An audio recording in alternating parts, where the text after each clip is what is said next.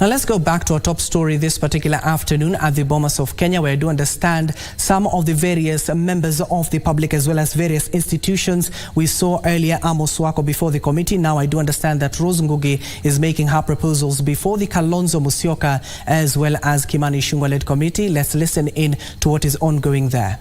Managed to put everything in order such that when we have drought, we don't face the same situation that we had with the prolonged drought that started in 2021. Daktari, maybe if I could guide you, you're already 7 minutes and you've only tackled 1 out of 7 issues.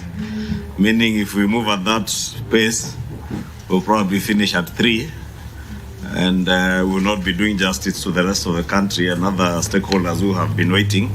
I want to propose that don't take us through the entire paper. It's a very good paper, very well written, and just give us highlights. Okay. Don't go through item by item the way you are doing it. Thank you. Thank you. And I'm sorry, I know you're an academician, so you are very tempted to take us through a class. Yeah. And I'm also a former lecturer, so yes. to also give a lecture. I saw that danger, Mwalimu. All right. So I've just talked about social safety net, so I can talk about social security. I'll take only 1 minute and say that yes, a lot has been done. But the kind of gaps that we are realizing is that if we look at, say, for example, the hunger safety net programs, we give households about 2,000 per month. And these are mainly, for example, in rural areas. And the poverty line, going by the 2015-2016 household survey, is actually at about 1954, which means that we are giving them just at the poverty level.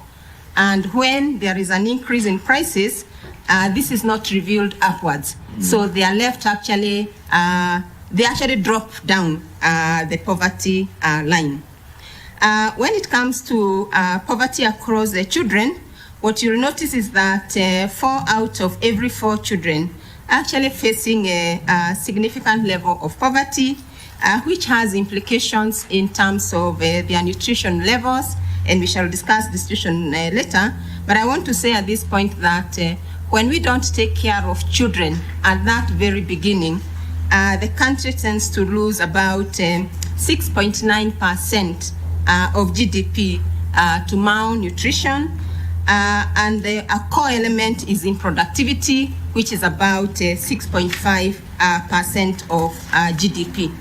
So going forward then, we are saying that we need to look at the social protection such that in addition to minimum wage, we go beyond that and see to it that we are providing affordable transport, housing, universal health care, and education, so that we can leave the households with adequate budget that they can allocate to other things that they need in life.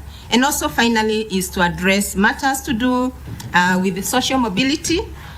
From our research, we found that poor households tend to get to poor situations because even when we have social protection, which are not well targeted, then poor households are not benefiting. And if they don't benefit, they don't take their children to school. If they don't take their children to school, the children actually end up being poor. So to break that, it's critical that we look at how we target our social protection to allow for social mobility for those at the bottom of the pyramid. Chair, I'll give 5 minutes to my colleague here, Dr. Elder, and I'll tell her to use just 5 minutes. I think 5 minutes on the high side. Yes. Thank you, sir.